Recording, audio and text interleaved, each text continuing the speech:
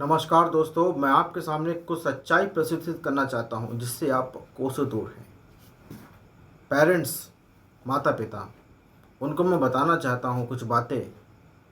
कुछ माता पिताओं को बुरी लगेगी, कुछ को अच्छी लगेगी और कुछ को समझ में आ जाएगी।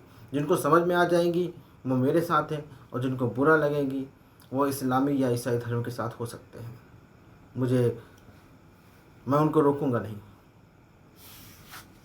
आप इंग्लिश मीडियम में बच्चों को भेजते हैं, रिक्शे वाला आता है, बच्चों को ले जाता है, या आप जाते हैं बच्चों को स्कूल में छोड़ आते हैं, शाम को जाते हैं, उठा लाते हैं। मेरा बच्चा इंग्लिश पढ़कर आ गया इंग्लिश मीडियम में, वाह, आगे जाकर डॉक्टर इंजीनियर बनेगा, वकील बनेगा या पुलिस में जाएगा। ये सब ख्वाब देखते हैं आप। लेकिन आपने कभी ये सोचा है कि आपके बच्चों का जो ब्रेन है उसमें क्या भरा जा रहा है, क्या डाला जा रहा है? इंग्लिश मीडियम के जो स्कूल होते हैं उनमें ओम भूर्भुवः स्वः तत्सवितुर्वरेण्यं भर्गो देवस्य धीमहि धियो न प्रचोदयात्, ये पढ़ने में बच्चों को बहुत ज़्यादा तकलीफ होती है। कराई जाती है, ये चीज़ करवाई जाती है, लेकिन ये बच्चे अधिकतर नहीं बोल पाते हैं और उनको करने में बहुत दिक्कत होती है। लेकिन इस्लामिक प्रार्थना करवाई जाती है, ईसाई प्रार्थना कराई जाती है जो इंग्लिश में होती है, और एक इस्लामिक प्रार्थना है। मैं तो पढ़ना ही नहीं चाहता किसी भी कीमत पर, क्योंकि उनका हमारे धर्म के प्रति उल्टी सोच है, उल्टे विचार हैं। तुम उल्टा करोगे तो हम भी उल्टा ही करेंगे, जाहिर है। तो हमारे बच्चों को ब्रेन वॉश किया जा रहा है। कक्षा 4, 5, 3, 6, 7, 8 जो भी किताबें हैं, जब हमारे बच्चे शुरुआती दौर पर पढ़ते हैं तो शुरुआत से ही उनका ब्रेन वॉश किया जा रहा है। राजा अकबर के बारे में पढ़ाया जा रहा है, औरंगजेब के बारे में बताया जा रहा है, बीरबल के बारे में बताया जा रहा है, जहाँपनाह के बारे में बताया जा रहा है, ताजमहल किसने बनवाया था ये बताया जा रहा है।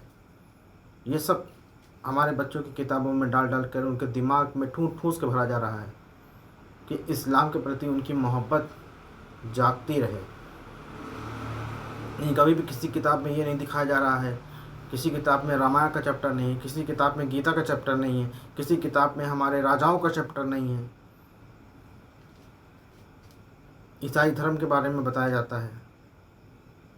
आप तो घर में बैठे हो, आपने फीस जमा कर दी, बच्चों को छोड़ा लिया है, बच्चा अच्छे ग्रेड से पास हो गया, लेकिन उसके माइंड में क्या भर रहा है, उसके दिमाग में क्या भर रहा है, ये आप बिल्कुल नहीं सोच रहे हो। स्कूल वालों ने आपके सामने एक टारगेट रख दिया, इतने सालों के बाद आपका बच्चा पढ़ लिख के निकलेगा, नौकरी भी हमारी तरफ से मिलेगी, ये वो सब कुछ कंप्लीट हो गया। आने वाले समय में उसको नौकरी भी मिल गई, सब कुछ मिल गया, लेकिन जो हमारे देश की संस्कृति है, जो हमारे देश के संविधान है, वो आपके बच्चों के अंदर बिल्कुल नहीं गया।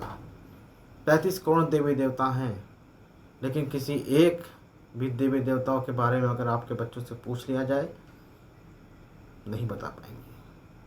लेकिन इस्लामिक और ईसाई धर्म के बारे में पूछ लें तो फट से वो बच्चा तोते के तरीके इंग्लिश पटापट बोलने लगेगा, इस्लाम के बारे में बता देगा तुरंत खटाखट। उसको इस्लाम में, इस्लाम के मज़हब के जो सन है वो तक रट आती जाते हैं कि उनमें 1400 में ये हुआ था, उसमें ये हुआ था, उसमें ये हुआ था। हमारी रामायण कितनी पुरानी है ये बच्चों को पता ही नहीं। रामायण किसने लिखी थी ये बच्चों को पता ही नहीं। गीता किसने लिखी थी बच्चों को पता ही नहीं। बदनामी करते हैं, कहते हैं रामायण किसने लिखी थी, वाल्मीकि जी ने लिखी थी। अरे वाल्मीकि जी ने तो लिखी थी, तुलसीदास ने भी तुझे लिखी थी, ये क्यों नहीं बताते हैं?